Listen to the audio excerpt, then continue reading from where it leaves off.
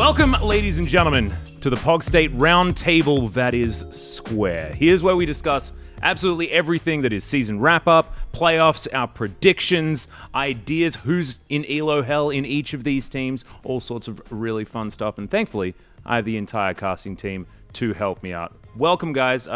Wolf, how is it finally being at LoLPark and being out in this area? Because I don't think there's been a reason for you to come here at all. You know, I've walked through this area a few times actually before I was a League of Legends commentator, visiting you guys. Oh yeah, I remember. But I've never actually been here as a caster myself at LoLPark. Feels cool. Feels very empty because last time I was here, it was filled with people drinking coffee and hanging out in this area. Yeah. And I'm looking forward to having that back one day. Me too. Speaking of which, Brendo, how is it to be back, near the Bilgewater Cafe and the Hall of Fame and things that we only remember in our memories? Yeah, it's pretty sad, actually. Yeah. I mean, if we were here at this time, we'd at least have people behind us, and it would be bustling, There's no more of the bustle. It's kind of like we're here alone with the staff, which is cool in its own way, but definitely looking forward to the future and getting back to normalcy. Heck yeah. Bring us back an audience. And Chronicle, I saved you for last because you're probably going to be more positive about this. How is it sort of finally getting to check out this sort of area? Yeah, it's lovely. It's really cool. Yeah. When I came up first, when you go up like the staircase for the public entrance, right? Yeah. Then you have like all these different champions that are like on the next to the escalator. So I took a couple of pictures and sent them to like the respective one tricks in the Benelux, and they were very happy about that. It was really Perfect. cool. Yeah, The I have perfect setup. no comparison, right? So then it's just great. Yeah, no, it's just good. I think the PC bung is still open, so at least there's that. I think it might be. Is it? Maybe it's not. I don't know. I've think walked past so. there and I don't think it is. All right, never mind then. Because I used to come Cut out the here. segment. No positivity here. No, I used to always come out here to get my cold brew, and now because the cafe isn't open, there is absolutely no reason for me to be here whatsoever. That and check out which cool merch was there and see whether you could buy Pengu merch. That was another big one. Yeah. But let's bring it to what we were actually here to talk about. And thankfully, we're actually really lucky. This is being filmed on Sunday, which means it's before our final two matches. Doesn't actually matter about what happens in those whatsoever. The standings are completely locked. Playoffs are locked. Congratulations to Nongshim, who qualified yesterday. I think there's a lot to talk about our sixth seed in the playoffs, but we will get to that. I guess I'll start with just a broad question. Gentlemen, what were some of the, biggest surprises for the playoffs? And I'm starting on my left, so Wolf, you can start again. I mean, I think the biggest surprise was how it ended, the running. It was the quietest, most important victory for Nongshim ever. They took a really one-sided series against Fredit Brion. But I think what was really exciting about the lead up to the playoffs was actually that it was hard to tell who was going to get the spot, and it was not clear. There was not a clear favorite for the spot. Nongshim was the favorite only because of the remaining matches and the schedule they had. But at the time when we went into the last 2 weeks of playoffs, each team in the bottom five had actually taken games off top teams during that period, had shown really high highs, and it felt really sad because we're like, well, only one of these teams is going to get in. And as you know, our ELO predictions had foretold, Nongshim was the one who had the easiest schedule. Despite their loss to KT, they still were able to get in. I think the biggest surprise for me was just how close it was at the end of the day. Like, this is so rare. And I know I sound like a broken record on this because I keep saying it on broadcast too, but it's so rare to have end of regular season be so competitive and so interesting until the final games. Like, we only had one day today, which hasn't happened yet. That's boring and uninteresting in terms of standings. Look, He said in terms of standing, so like I don't feel. no, he I said said in that terms for you. of he Thank doesn't you. have I to appreciate cast that. it. Yeah. So the question was, what was the biggest surprise to you in the first season? DRX, probably. I think that coming in, my expectations were very low. I hoped that they would do well because I thought, like, I like Pioshik as a player and as like a personality. And I think they have chosen a pretty bad time to slump because they, like, every team has had their slump, right? Like T1, Gen.G, even Damwon Kia, which was just one loss, but still. And then DRX have chosen to do that at the end of the split in their playoffs, which is kind of subpar. But as a whole, I'm still surprised by how well that team was able to perform, especially in the first half of the split, and kind of the vibrancy that they showed in how they approached the game, and they're just a really fun team to cast. Yeah, I actually think them making top 4 is extraordinary. Yeah. Like, it's really surprising. I don't think a lot of us were expecting it. I think a shout-out needs to go to Bao and Becker on the bottom side for actually being good. Yeah. When I don't think anyone had any expectation for these 2 rookies to actually perform. Valdez, we're running out of options. Yeah, I know. Yeah. They took the 2 good ones. I don't know. There's not much else to say. I mean, those were the 2 big surprises. I think also the fact that T1 were able to turn it around so quickly, right? It was like all the fans got like whiplash or something, you know? Like they were all going one direction. It's like, nope, actually we're really good now again. It could have kind of been expected because that was kind of the roster that was winning a lot in the past, but I think a lot of the T1 fans and the fans in general can sometimes get a little bit doom and gloom when it's, you know, the team's losing, nothing's going right, and then all of a sudden they just flip the switch and it's like, oh, everything works again. All the fans, you know, a lot of the things they were asking for came back. Obviously Faker back in the mid lane was a big one, but just the roster itself, like everybody performing at a really high level, even like Cuz coming back, and everybody's like, see, he was the guy the whole time, stop playing all their rookie junglers. Said stuff Atlas like from that. the very beginning of the season. Yeah, you and many of the fans who were a little bit annoyed, but it's cool to see that because you know, they were obviously experimenting a lot with their roster, and I think it actually ended up being really good because they gave a lot of experience to their younger players, their rookies, and then at the end of the day, it's like, okay, now this is actually our playoff roster. And it happened so suddenly that it feels like we just added another big team into the playoffs, which I feel like is really good because if they weren't there, I think a lot of people could just look at the playoffs and say, well, this is going to be the easiest win for Damwon Kia, potentially, out of any other split that they've played. But now I think a lot of people are saying that T1 might be able to challenge them.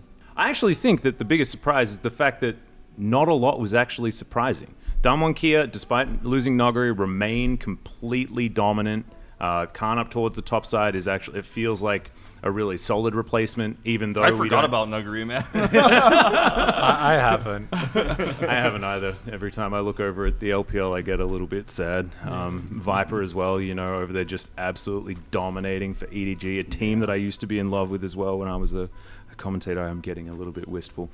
We miss a lot of those big players. However, the LCK has remained largely the same. I think this echoes your point as well. DRX are still good. How? Doesn't make any sense, but we still have a top 3 at least at the moment that is basically the same. Although I guess Hanhwa Life Esports fits in there now, but it's familiar players. It's like we've got 2 versions of DRX instead of just one, right? The top 3 has 2 of them because Hanhwa changed so much. It feels a little bit more like, you know, Chovy, Deft and the gang, like it used to be. And then you've got Pyoshik and the gang as the other version. But both of the teams still performing very, very well. Congratulations do need to be given over to Hanhwa for overperforming beyond what the org expected. However, our expectations for the players absolutely were confirmed. T1 making that sort of last run was very impressive, but only makes the standings look very similar again to what was happening last year. You think back to spring as well, like Gen.G have an extraordinary regular season. What have they done? They've had a pretty good regular season, and then T1 comes up and claps them. That might be something that we see in the playoffs. Very good chance, I'd say. Yeah, although guaranteed not to be the final. So that is definitely, well, technically it could be. No, actually it could happen. Yeah. It could happen, but it would be very It would difficult. require Damwon to pick T1, which seems very unlikely. Yeah. So. And they'd also have to then lose. Yeah. Which is also very unlikely. And then Gen.G need to beat Hanhwa Life as well. Yes. In that scenario. If Hanhwa Life win. Against Nongshim. Maybe Nongshim makes it. Yeah, You know, now we're doing some like predictions and things like that. But I actually think that it's really cool that like the more things change, the more things stay the same. Yeah. And we have moved into a franchise league. Like I think a lot of the teams are now finding some identities as well. There's been you know, I mean, KT was a bit of a sad one, right? Like a huge storied org, not necessarily performing, but they've been one step away from playoffs many, many times. You know, they're often our final team to get into playoffs, things like that, or have been in the last year. So that's not a surprise either. Freaky Freaks is sad, though. That definitely does. Yeah. Still hurts me. It does. It hurts me too. Keen. Didn't get Wolf. 10th. There we go. There you go. Nice. This guy's cup is always half full. Yeah, it's about 1/4 at the moment. But let's get into the meat of the situation, right? Like it's playoffs time. We have a brand new playoffs format. I guess the Valdanalist, if you could take us through the change in the format and what this means for the LCK, and then we'll have Wolf get upset about change after that. Yes. Perfect. I'll okay. wait. I'll wait till I'll it's my set turn. it up. I'll hand over the alley-oop, and you can dunk it through. Yeah, so the playoffs this year, we have an extra playoff day, and that's because we have a new format where we have round 1, which is 2 best-of-5s, round 2, which is 2 best-of-5s, and then we have the finals, which is also a best-of-5. So we scrapped like the wild card plus gauntlet format where we had a best-of-3 into 3 best-of-5s. This time we get more League of Legends, and we have an extra team as well to do it. So top 2 teams, right? Damwon gets to sit and wait, and they get the pick of the litter from the bottom 4. Whoever wins, or, you know, they get to choose whoever they want. And then the second place team also gets to wait, and then gets the other team that makes it through. 3rd through 6th, they fight, and 3rd place 6th, 4th place 5th, and we get to see who makes it through. So that's the format. Yeah, and Wolf, this is a bit of a departure from the Gauntlet. I said it a bit facetiously, but I think that there are things about the Gauntlet that a lot of us will miss. There's a lot of hype running the Gauntlet, things like that. But I think that being able to see our top team more than once is probably good. Yeah, I think that's what the fans want, right? Like, I'm a big tradition guy, and as you mentioned, you know, I hate change. For anyone who knows me knows this very well. Like, if someone brings me an ice Americano instead of the hot Americano that I always have, I'm like, what are we even doing? Like, why would I even drink that? Yeah. But yeah, no, I think the format change is what everybody wants. So in that regard, like, I'm really happy about it, because at the end of the day, this show is for the fans. Like, that's the point of the tournament, is for people to watch good League of Legends. I'm sad to lose the Gauntlet format, because I did like those runs, and I liked a more exclusive playoff format with 5 teams, but that really cool run that we had the last 2 weeks with the last final few teams deciding where they were going to end up in playoffs wouldn't have been possible if we had a 5-team format. We would have just been like, well, let's see what they are practicing, getting ready for summer. So, you know, we end up with some good things. I'm hoping that the fans are happy with the new format and how it goes, because we are going to get to see Damwon Kia twice if they win their semifinal match. So should be good, and I'm very excited to cast my first playoffs, and I'm hyped. It should be finally the culmination of everything we talked about could have happened. When we finally get to the end, we're going to get to see it in real time. You excited as well, Chronicler? How are you are you prepared for your first LCK playoffs experience? What I love about the playoffs as well is that I think outside of Nongshim and to a lesser extent DRX, each of the top 4, like obviously Damwon Kia's favorite, like each of these 4 teams, I feel like I can make a reliable case in like where they win finals. And it doesn't feel like you just be trying to make a point just to have like a cool hot take, right? Like, I legitimately think that all 4 of these teams have the talent, have shown the peak performance to make it happen, and that's really, really cool. Like, I'm super excited about that, and I can't wait to see who actually takes it. Yeah, and speaking of which, we actually have all of our teams locked in the playoffs, so we know what the first round is and what these matches are.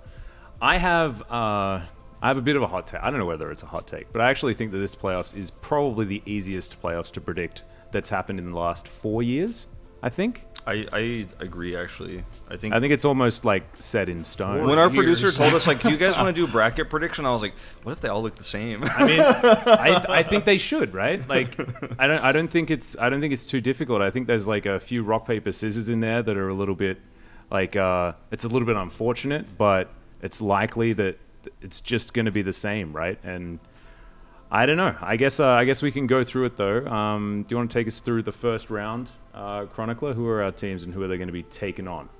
So we have T1 taking on DRX, which that's a match where I'm like, I don't know how that's gonna go.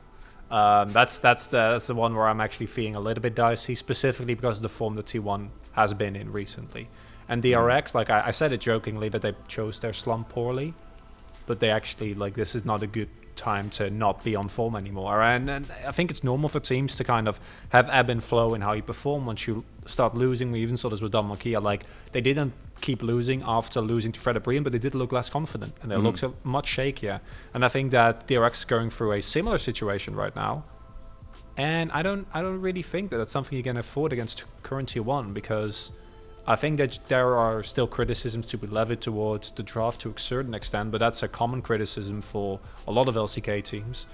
And then you have a mid lane and a bot lane that, while I think have overperformed compared to the expectations, have not looked as good, have not been able to stand up as well. And then you're playing against Faker and Teddy and Carrier, and that's... Yeah, it's a 3-0, is what you're trying to say, right? is that what we're getting to? Yeah, probably. Yeah. Unfortunately. And then Hanhwa versus Nongshim is going to be our next matchup. Also a 3-0 for Nongshim.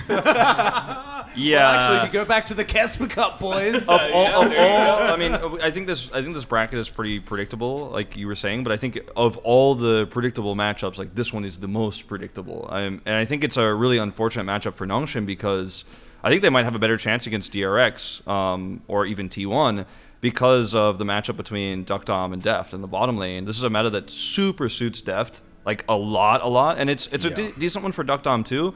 But like that's where Nongshim's strength is, in my opinion, is on the bottom side of the map. And when you're up against Deft, who is playing all the same champions as you and is going to get higher priority usually in draft, because the rest of Nongshim, like they're picking Aatrox and like R1, R2 because they need to get that early because they're so pigeonholed into this style of play. You're not going to get the AD champions that you want. And I think that Hanhwa Life Esports are going to ban away a lot of those champions. You're never going to get a Felios Thresh. It's never going to happen. Deft will probably get Jinx before you. He might play Senna. I mean, I think that it's a really bad matchup for Nongshim's strengths. And I don't expect them to take a game, sadly. It was a really... It's kind of unfortunate. We had this really epic moment, like, okay, who's going to get into the playoffs? Okay, it was Nongshim.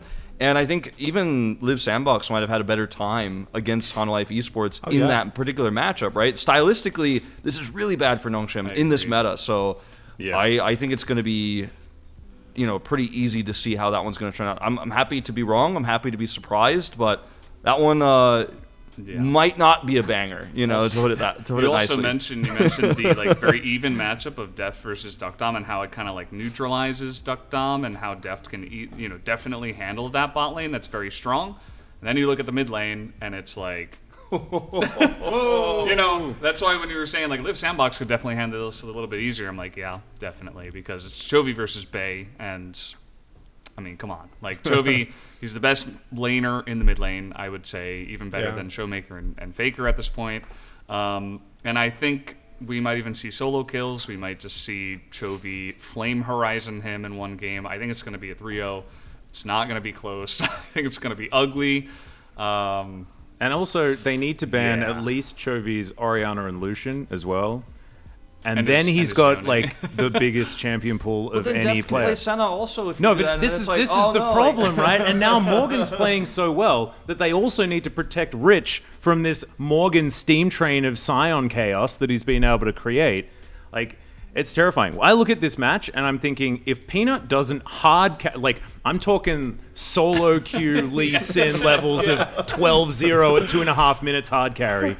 Like, if Peanut doesn't do that to Johan, like, it's another 3-0. And then we get the huge question, right?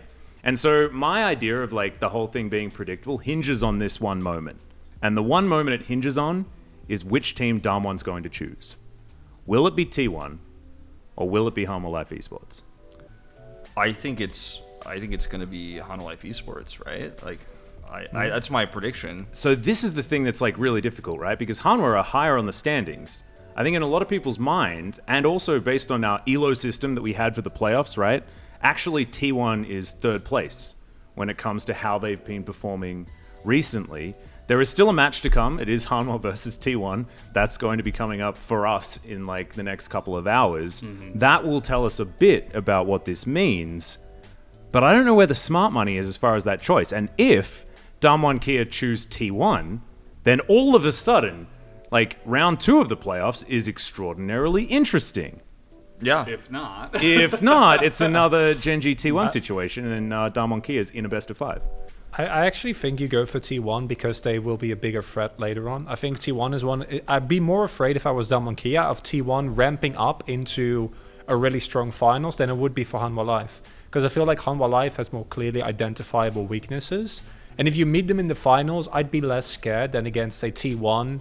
Would you want to make it to the finals first? The points are important, by the way. Yeah. The points in spring, even, I think. I don't know the exact They're numbers, worth a but bit they more did now. Yeah. Increase the points. I don't know if it increased for first, but like for third and fourth, maybe. I feel like maybe we should. I think just everything was boosted up by like Maybe, 10 or something. Just because there's an extra team now in the playoffs, and so therefore that needs to be like the 10-pointer at the Yeah. bottom. But yeah, but like, I haven't think- looked at it for a I while. think making it as far as possible is the best. Yeah. Yeah, play. of course. I don't Well, I mean, know. also, don't you want to win the tournament? Too? No, but that's what I'm saying. I think as Damwon Kia, you'd rather pick T1. I think that's the kick risky them out. move. Like that's the all or nothing choice. It's right? no, but you got to beat them anyway. And I think that's what I'm saying. I think that you'd rather Gauntlet beat it. format, it wouldn't have to be that way. I'm just saying. Well, but you'd listen, Max. I know you have strong opinions about this because otherwise, what happens? You get a T1 that just played against Gen.G. But also, like, if Gen.G then beats Hanhwa Life Esports, you have to go against Gen.G that just beat you. Yeah, that's true. But I'm still. Do you? Yeah, that's actually. That's Yeah, right? Because Wh- that which- also makes that round 2 final makes the actually. decision a lot harder. It's Which very team difficult to predict. Is Damwon Kia the most scared of? I think it should be Do you T1. think? Like that's my take, and I think I know I've been very vocal about this, but I personally think the only team that has the ability to beat Damwon Kia in a best of 5 is T1 right now with the T1 roster we've been seeing very recently. Again, I don't know what's going to happen in today's regular season match that has no playoff implications, but right now I think that T1 at their peak could do it. I'm not trying to say like T1 are favored or they will beat Damwon Kia, but I think if you're Damwon, you already know how to deal with Hanhwa Life Esports. Like you've dealt with them many times, you've played against them so many times, you know their play style, you can handle them. And I feel like at Hanwha's highest points, their consistent level, their macro is like a little bit behind where we're seeing Damwon right now. I feel like Damwon just kind of are comfortable with Hanhwa at the moment. Whereas T1 is this weird X factor where it's not even about like, are you scared about beating them in that semifinal, in that round 2 match? It's like, I'd rather study what they do against Gen.G and learn what form T1 is in, and then be prepared to face them in a final with that extra information in mind. That's kind of how I feel about it, because I don't think Hanhwa Life Esports' style is necessarily going to change between now and that second round if they go there. But T1 is a little bit less known right now, so I feel like you want to gain a little bit of information before you go into the finals. That's my take. Have that extra round of buffer to just figure out what T1 is going to be playing like and what their form is. And also, if you think about the matchup just straight down the line between Damwon Kia and Hanhwa Life Esports, I think when you take the best player in the world and you match him up against someone that has very limited experience, I don't think Johan stands a chance against Canyon. I think it's actually pretty, like, it's a pretty unfair matchup. I'm really interested because I think Hanhwa Life is the obvious choice, but I legitimately do think that there is merit in picking a T1. Even with I think the information angle is an interesting one. It doesn't have anything to do with me for the rankings. It just has to do with the fact that historically a lot of these players of T1 have shown growth over the course of a playoff. Oh yeah, no, I agree. And trying to snipe them early on, I could see that be the reason. Yeah, but that's a good argument. But if they go for Hanhwa Life, I think the cases that you guys are making is pretty clear cut as well. So it's Yeah. interesting. That's what makes it fun, because it actually does feel like there's 2 Yeah, options. if you're really confident, maybe you just snipe him real quick. Yeah. You know, you're just like, oh, we can beat anybody. Let's get rid Doesn't of them. matter. Like, or even, you know, take away as many points of theirs as possible. Like, just get them away so they can't even challenge us for first place potentially. The other angle here too, which we didn't talk about too much in regular season because T1 was so up and down that it wasn't as hype of a matchup. The other angle is like the coaches being so familiar with each other's teams that I think Coma will make absolutely the right decision. We won't necessarily he's not going to say it in an interview why he did what he did necessarily, but I think Coma knows the right call. Like he will know whether it's important to snipe T1 early or if they want to study more. Like Coma will make the right choice. I think he'll be the one who makes the call. And I think like pretty much everyone universally should trust his decision as the right one, because they obviously these 2 teams have such a overlapping role. Yeah, and then in the Zephyr coaching. and Danny as well, like on the other side of the rift, it's a very similar like situation. And the thing that's really hilarious is that now we're talking about it all mixed up. Like if it was like 2 years ago talking about Coma, it's like obviously that's T1. If it was last year talking about Danny and Zephyr, that's obviously Damwon. But actually no, it's all being switched. It's all very confusing. And maybe they want to save that for the final anyway, you know, utilize that extra level of, I guess, experience that they have in order to try and dampen some of the nerves. But I understand your thoughts because it's a very board game idea, right? Because if you've grinded a game so many times, you understand that like, all right, they're going to get a buff the further they are up in the gauntlet. This is something that's happened for T1. They passed go one more time. Yeah, right. So they've got like an extra 3 combat die for this role, man. Like this is going to be a much more difficult T1 to face off in the final. And I actually think that thinking does have a place, but I still think it's way more risky, and I don't think that you should do it if you actually want to just place as high as you possibly can, because there is more than just winning it all. Like if it was all or nothing, right? Like winner takes all type final, then maybe it's different. But I think that just because you want to get as many points as possible, it makes more sense. I think the interesting one last thing on this note, the really interesting part about Damwon Kia, regardless of opponent, they have a really strong mid laner to face. Like in Showmaker has been kind of up and down this season. I feel like I don't want to call him underperforming necessarily, but he's been a little bit inconsistent. He's been solo killed by a few different players across the board as well. Lava being the most interesting one, but like he's expressed that he had somewhat of a wrist injury, which then he said in his interview yesterday that he's doing much better these days, so don't take it too seriously. But regardless of his injury, he's facing against Chovy or Faker or Closer. Like there's 3 insanely strong mid laners he faces either way. And I think that you getting over that hurdle and actually being able to have that playoff buff for yourself in finals, if you're actually able to, as Showmaker, defeat one of those 3 mid laners, whichever one he does face, and get over that potentially mental hurdle that he might be going through right now. Because I personally think, just from my perspective, I think Showmaker is going through a little bit of a slump right now compared to the rest of the team. That could be a place where T1 or Hanwha Life actually, expose Damwon Kia a little bit, even if they don't lose the series. Whoever meets them in the finals might be like, I noticed like Showmaker had some issues against this champion, or like when Chovy played this, he couldn't handle it very well, kind of thing. I think we're actually going to learn a lot about that mid matchup because of both Hanwha and T1 having such a strong mid lane. And again, regardless of whether it's Faker or Closer insanely mechanically gifted himself. It could be a problem for Showmaker. Also, by the way, one final thought. If they're most scared of Gen.G, I think you absolutely let T1 face against Gen.G. Well, that's how you know how to plan battle it out. I want you to take out Gen.G. That's a good point. Or I want you to take out T1. Gen.G, and then we'll beat you in the finals. Other than like, oh, we can beat T1 now, but like actually Gen.G's really scary, and I don't know if Hanwha can beat them, so I don't really want to face them in a best of 5. Again, they lost a best of 3 to Gen.G recently. That's their most recent best of 3 loss. So. That's a really good point. I hadn't even considered. Like T1 is just team. General Zod. You just send General Zod against the Gen.G Superman, and then you're all good, man. Like, I don't know. Like, it seems like there is certainly a kryptonite element when it comes to T1 versus Gen.G, and I think if you're Damwon, that's another reason to just like, well, I mean, let's just let these ones take each other out, and see what happens. Because if Gen.G overcomes it, right, then that's actually super cool. But it's just not likely. Based on what we've seen recently, like you put this current T1 roster on the field, you've got like Cuz that's been good at dealing with Clid, you've got Faker that just destroys the entire organization somehow, like Carrier and Teddy need no introduction. I don't think it matters which team they're against, they're just extraordinarily good. And Kanna's been playing a lot better. Like this is a scary T1 roster, and I think that what it does to Gen.G's mental, I think we have to, we can't just talk about it like it's not there. We can't talk about the strengths and weaknesses of these teams based on their play, because it's so consistent, the breakdown of Gen.G every time they're up against the one red wing. Hey, except the Worlds qualifier. Yeah. We do have to mention that. Yeah. That was the one time. That's the one time Gen.G did crush them. Didn't they? But didn't they also play? I don't know if I remember correctly, but didn't they also play Guma then in that qualifier? Yes, I think that was the first time he played, but he was still like an LCK rookie because it wasn't LCK. I think that's a really interesting point that you raised, because Gen.G, and this is more talking about Gen.G as a team right now, have actually kind of reverted back to last year's Gen.G. Because I think that Gen.G at the beginning, like the mid half of this split, really went for the Renex and Nidalee, right? Like Rascal and Clid go and win top side, and then the rest of the map will just play even. And then we go from there. And I think that what we've seen from them when they're getting pressured in a best of 3, they default back to Rascal on Ornn, BDD on Azir, and they kind of fall back on these super stable teamfight comps that we saw them play last year, which led to getting 3-0'd by G2 in the quarterfinals. Yeah.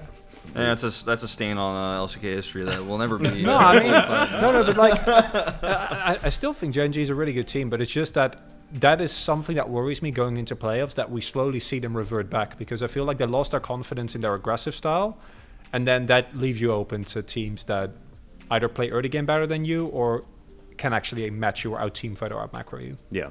And I think, like, my point about this being really easy to predict doesn't necessarily mean that the outcome is set in stone. It's just that if you put all of the matchups in the theoretical playoffs in front of you, in my mind, it's like, oh, that team, oh, that team, oh, that team, oh, that team, oh, the final, that team. That's how it feels. We need to have upsets.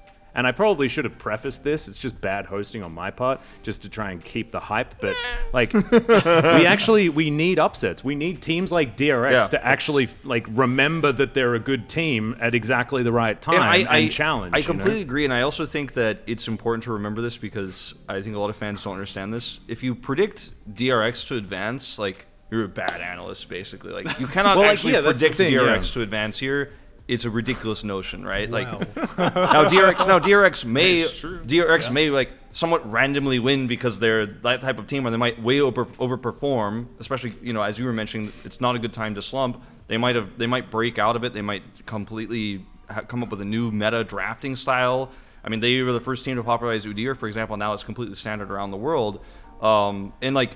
This is something that could happen, right? But if you're actually expecting DRX to win, I think you're crazy, right? Like if you're like, oh yeah, no, like DRX takes this 100%, like, well, that's ridiculous. Or if you're predicting Nongshim to win over Hanhwa Life, like, what are you thinking? Like that, you know, the predictions of the first two matches are so, it feels so obvious in terms of what we understand right now in the meta of League of Legends and where these teams' power levels are. That I think it does lead to that sort of predictable bracket you're talking about.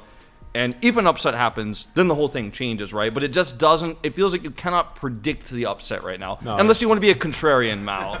Go on.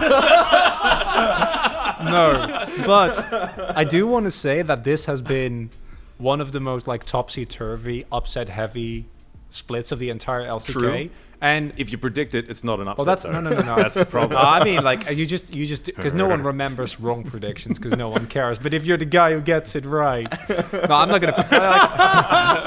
I'm not. Man. Like, I've been keeping a tally.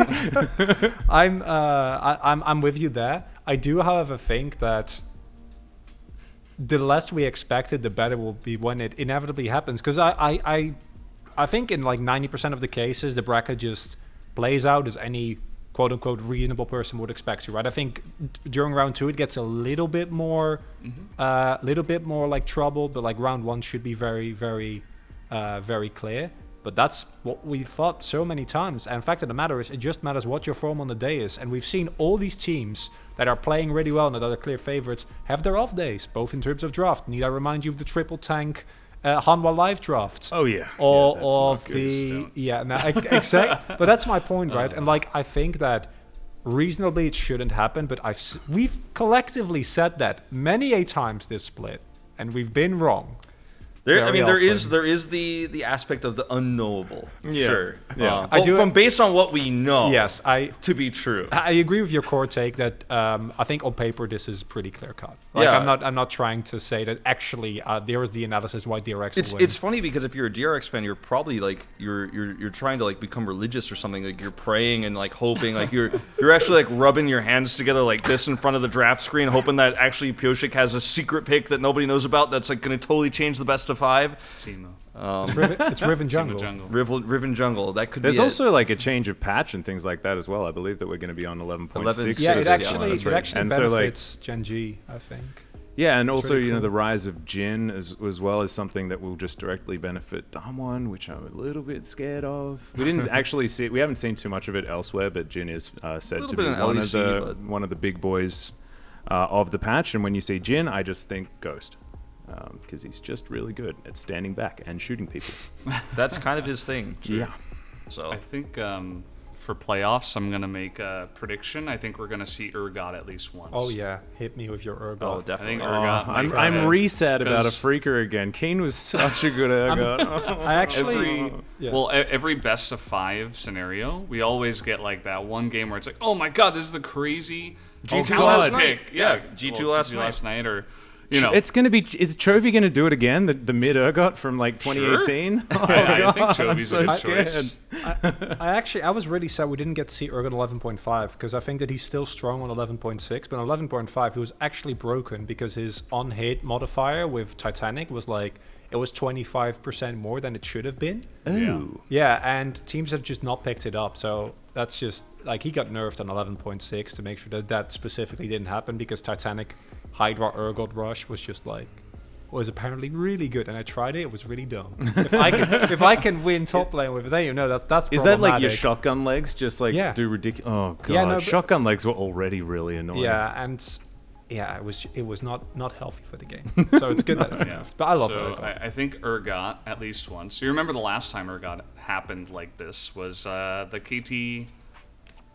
Griffin final. Yeah, Yeah, that's what I'm That talking one. about. I'm Yeah. talking about Chovy, man. And they were Chovy brings flexing it that back. Urgot everywhere. yeah. Like, And then after that, it was like, whoa, this is a pick. Yeah. This is a thing, right? I think this is the time when finally LCK is going to be like, okay, we're going to play something new. I think it's going to be this new format with 5 best of 5s and teams that are desperate. You know, maybe like in Game 3, Nongshim pulls out some weird stuff, or DRX, like maybe Pioshik actually does play Jungler Riven just to be like, okay, well, we got crushed twice in a row. Let's just try it. So I think or Faker it's plays gonna mid be- Riven again because he's Who been knows? doing it in solo queue. I just want Khan Riven. That's all I want. Oh, the OG. The OG. Yeah, that's going back so many years. Damn. Oh, But do you guys have any other champion predictions? Yeah, I really hope Poppy is not disabled anymore because I think Poppy's as like Poppy and Vega are like these counter picks that even though it didn't work out, like the Vega that Fly pulled out, right? We could still see the value of that pick, and I think if you put that pick in the hands of a team that actually knows how to play around it and draft around it, like Poppy, Vega, like imagine playing a standard Udyr composition into Vega. Like that's Good luck. that's so sad, right? Because like you Yeah. sprint at the carry and there's like cage around you. It's like, well, Now I what? I predict we'll see one non-Yone mid assassin. Like you want to see talent, don't you? Talon, Akali, Zed. I think there we'll see one pick like that. I want the Talon. I do really want the Talon. Faker talent, please. Faker Echo, Faker Fizz, BDDZ. Faker anything. Maybe BDD will bring it out again. Con Fizz. Back at it No, again. I don't want that. I was like they won that game, but I don't think it did anything. No, it didn't. But it was. Did you have a fun time watching? I it? mean, I sort of did, but then I was also like, oh, isn't it sad that they can just win 4v5? Like, We didn't talk about Gen.G enough. If you want to take on Gen.G specifically, I think that, as I said, Gen.G has slowly started to revert back to the team that they were in 2020, which means that the mistakes and the weaknesses that the team had in 2020 are probably just going to come back in playoffs, which is sad because I was actually at the beginning of this play, I was like, why does Gen.G not have more fans, right? Like this is a team that makes quarters in Worlds, which is honestly still impressive even within the context of the LCK. It's a team that has like an ex-world champion on it, right? And like they crushed the regular split, and then you see the beginning of the split and you're like, oh, they're actually super good. And then they start losing, and then they start going back to super slow team comps, and they still win because mechanically you just have players like Ruder and BDD that if you put them in a comfortable position, they'll carry. But it kind of feels like the Fred Brion way, where you're like, we're not going to play the game, and then hope that we get to a point where we can 100% win the game. I feel like Gen.G is a team that always gets pushed out of their comfort zone in important series because they play so predictably and they draft so predictably and they don't change their style ever. So Rascal never gets to play Renekton or Camille, and then he ends up playing, like right now in the LCK, like those are always banned against him. And then he's a little bit off his comfort zone and playing weak side, even though he's done it very well in the past. Like in his recent performances when he is playing it, he doesn't look very good on it. But when you're drafting against Gen.G, you know that when you give those champions away, they perform very well. And so as a result, like it feels like Gen.G are never playing the style they're practicing or wanting to play because they always draft the same way. And so teams eventually are like, well, I just won't let you do that. And then Gen.G's like, oh, I played a shaky series and we barely won against a weaker team because we didn't play what we prepared because they knew we were going to do that. It feels like they need to have more depth, you know? And that's what I think the biggest weakness of Gen.G is. It's just same players. The roster didn't change at all, didn't evolve at all. And maybe if they have a big fail here in the playoffs, it might be time to talk about moving Bird all in and making some changes. But they I don't also know just about beat that. Damwon Kia. Like that's the crazy part. Like they just beat Damwon Kia in a best of 3. Like why is there no hype? I think Gen.G are like super good at anyone that isn't T1. Yeah. That you can sense some salt, right? It's because like I think Gen.G can beat anyone in the LCK outside of T1, and maybe it's because I'm jaded now. You know, I've gone through some years of this being the case, and it used to be the other way around, right? Like you go back to 2017. There's a reason why Ruler has a world championship, right? It's because he managed to take down T1 in that series and made Faker cry and all that sort of stuff. But then like, it's been slowly reverting back, and ever since like 2019 and especially last year in spring, like the mojo is just destroyed. Like we need like the second Austin Powers movie so they can go through the character development to get it back again. They need to win. They need to win in LCK for people to respect them. It's almost just that simple, right? Like you have to just win. Lol. You have to have a. I know, but just in terms of like where the respect level is and where the hype is, right? You think about all the other orgs, and even Hanhwa Life Esports, you're a little bit more excited about because you're like, well, look at these players and look at what they have won, the LCKs they have won, and the titles they have. You know, players like Deft and Chovy. You're like, okay, well, I expect big things from this team. It is exciting. They've done it before. Well, with Gen.G, you've been disappointed so many times that even if you're the most hardcore Gen.G fan, you're like, let's just see how it goes, you know? It does feel like the new KT. It's the new KT fandom in a lot of ways. And it's weird that a lot of this revolves around T1 or then SKT, right? Like for KT, it was that the telecom war was often their kryptonite until, you know, 2018, where it turned around, and like that match has always been so exciting. Not so much anymore, but I think that Gen.G versus T1 is the one that it's never as it should be. There's always some extra element that you don't necessarily like truly understand based on the actual performance of the players in games past. And that's what I don't like. I want players to be able to play their champions as good against other teams, you know, so that you can actually like give this guy a power level. It's like you need to add caveats now to all of these power levels. It's like Ruler is so damn good, unless he's against Teddy. And like BDD is so incredibly good at Azir, unless he's against T1. Like there are all of these things that like you have to now add these caveats to. And I think that, you know, BDD has been a phenomenal mid laner. I think that the top 4 that we're theorizing, right, assuming that Nongshim and DRX aren't going to make it, like these are the 4 best mid laners in the LCK by a pretty large margin. By a large margin. Like it is. It's not even really close. I'd even say like globally they're all up there. Yeah. Like I mean, outside of the LPL, who also has like ridiculous. Well, yeah, naturally, like I don't think they'd all be at the highest ranks, and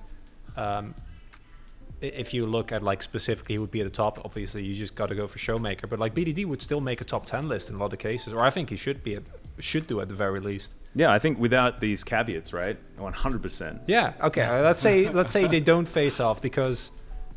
Yeah. Look at how they played against Gen.G. I think BDD had like one of the best series of his life. He was absolutely incredible. Gen.G against Gen.G? Sorry, Gen.G against Damwon. Oh. Damwon Kia. I think that he just looked so good in that series. I know series. you two are going to ridicule me for this, but I really just I might too, you never know. Don't count your chickens. Thank you. I you know, maybe this is the split where Gen.G turns in the round. Like it can happen. I won't ridicule. True. I mean, no, it could be. It's possible. We're not talking about definites here. You know, we're talking about like the realms of probability. I think if they can make finals, possibility. I think they have a good chance. I don't think it's as good as T1's to beat Damwon, but I think they have a good chance. I think if they win 3 games in the final, I think it's almost guaranteed. So? Thank you so much for joining me, gentlemen. Thank you to Wolf and to Valdez for coming in on your day off. Definitely worth it. We will now, Chronicler and I, go and cast some video games that you have already seen. So let us know in the comments how stupid we are for getting the matchups And whether wrong. the games were exciting or not, Chronicler, the T1 Hanhwa Life series, was it good? Let us know. Listen, it's going to be good. I'm telling you. I'm speaking to the future right now. Like, listen, Okay? Listen up, man. All right. On that note, thank you so much for watching our round square table on the Pog State. Make sure you let us know on Twitter how you thought of it, and leave us a comment and just tell us to listen or something like that. Thank you so much.